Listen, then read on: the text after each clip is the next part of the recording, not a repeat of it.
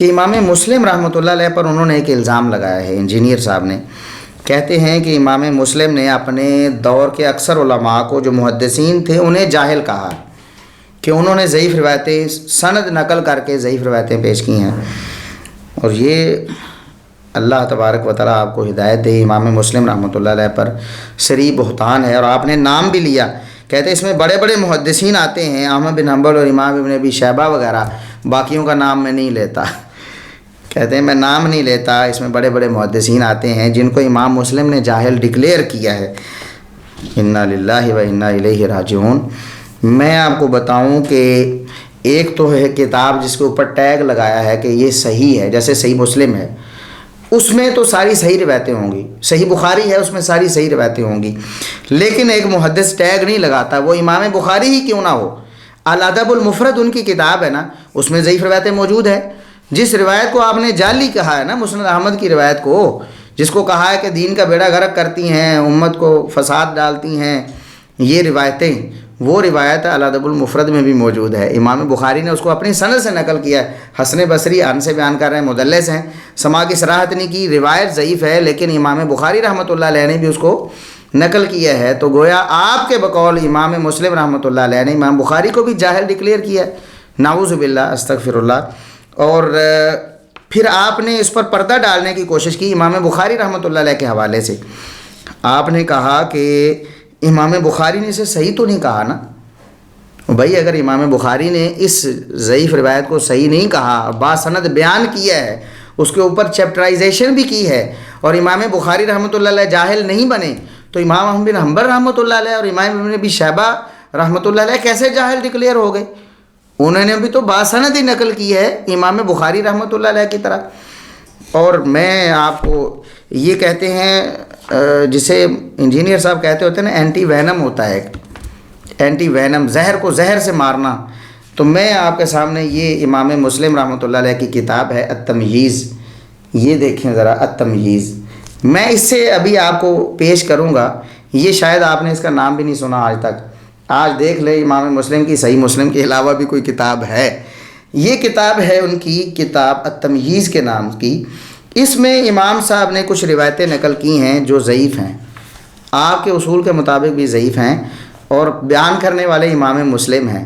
اگر باسند روایات کو نقل کرنا امام مسلم کے نزدیک جاہل ڈکلیئر کرنا ہوتا تو امام مسلم خود تو نہ جاہل بنتے نا، کیوں جی؟ یہ ان کی کتاب کا صفحہ نمبر 76 روایت نمبر 14 ہے، یہ آپ کو کیمرے میں نظر آ رہا ہوگا، انڈر لائن میں نے کیا ہوا ہے۔ امام صاحب سند بیان کرتے حدثنا عمرو الناقد قال حدثنا سفیان بن عیینہ عن اسماعیل بن امیہ، تو یہاں سفیان بن عیینہ کا عنانہ ہے جو آپ کے بقول، باقی علماء تو کچھ اختلاف کرتے ہیں، کچھ ان کی تدلیس کو قبول کرتے ہیں، کچھ قبول نہیں کرتے، بہرحال آپ کے بقول یہ روایت ضعیف ہے۔ جس طرح عامش مدلس ہیں، جس طرح حسن بصری مدلس ہیں، اس طرح سفیان بن عیینہ بھی مدلس ہیں، آپ کے اصول کے مطابق یہ ضعیف روایت ہے اور یہ بیڑا غرق کرنے والی ہے، اور اسے بیان کرنے والا بغیر وجہ ذوف کے بیان کیے اسے بیان کرنے والا جاہل ہوتا ہے امام مسلم کے بقول، نعوذ باللہ۔ تو امام مسلم رحمۃ اللہ علیہ نے خود یہ کیوں بیان کی؟ اس سے آگے یہ ایک روایت ہے 17 نمبر،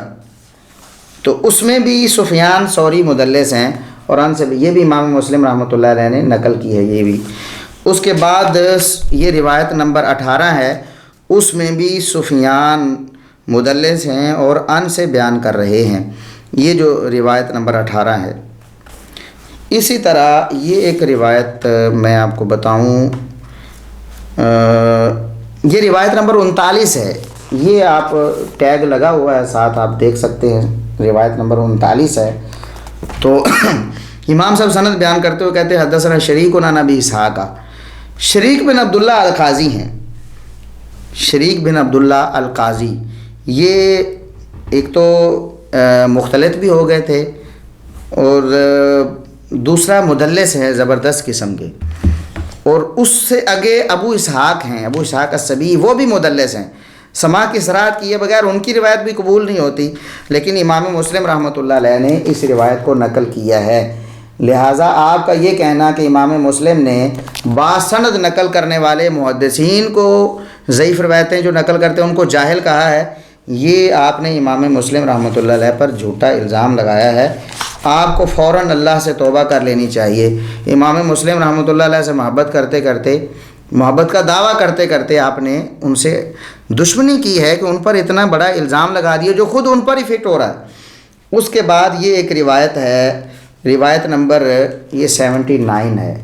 79۔ اس کی سند دیکھیں، اس میں بھی ان سفیان ان بکیر بن عطا، سفیان جو سفیان ثوری ہیں جس کو آپ کہتے ہیں نا امام المدلسین، عام مشہور سفیان ثوری امام المدلسین ہیں، تو یہ امام المدلسین ان سے بیان کر رہے ہیں۔ امام مسلم رحمۃ اللہ علیہ نے اسے اپنی کتاب میں نقل کیا ہے، تو چونکہ انہوں نے صحیح کا ٹیگ نہیں لگایا اس میں، اور چونکہ امام مسلم رحمۃ اللہ علیہ کا وہ جو قول ہے مقدمہ صحیح مسلم، اس سے کہ مراد یہ نہیں تھی جو آپ نے لی ہے، لہٰذا امام مسلم رحمۃ اللہ علیہ پر تو کوئی قدغن نہیں۔ آپ نے جو کیا ہے وہ بہت برا کیا ہے۔ کل کو کوئی شخص اٹھے گا اور اٹھ کر دوسرے محدثین کو ڈیفینڈ کرتے ہوئے، کیونکہ خود آپ نے دوسری جگہ پر کہہ دیا کہ امام احمد رحمۃ اللہ علیہ کا ایمان خطرے میں پڑے گا، نہیں پڑے گا۔ کیوں؟ انہوں نے کون سا صحیح کہا ہے؟ انہوں نے تو روایتیں نقل کی ہیں باسند، لیکن آپ نے جو بات آپ کو سمجھ آ گئی کہ امام احمد بن حنبل گناہ گار نہیں ہیں اس معاملے میں، امام ابن ابی شیبہ گناہ گار نہیں ہیں، انہوں نے صحیح کا ٹیگ نہیں لگایا، وہ بات آپ کے بقول امام مسلم رحمۃ اللہ علیہ کو سمجھ نہیں آئی۔ انہوں نے کیوں جاہل کہہ دیا؟ آپ کے بقول انہوں نے محدثین کو جاہل کہا ہے، تو انہوں نے تو ظلم کیا ہے معاذ اللہ، حالانکہ امام مسلم کی مراد محدثین تھے ہی نہیں۔